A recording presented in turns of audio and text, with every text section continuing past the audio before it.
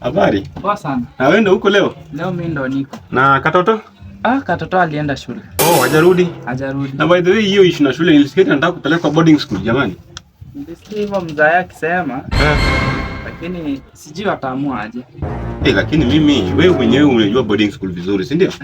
Na wewe unaona ni vizuri kupeleka yule mtoto mdogo kupelekwa boarding school kweli? Mimi niliona day school itakuwa sawa. By the way, hiyo ndo point. Day school iko better for that young girl. Juu bado mtu ana grow, anahitaji bond ya wazazi. Unaelewa?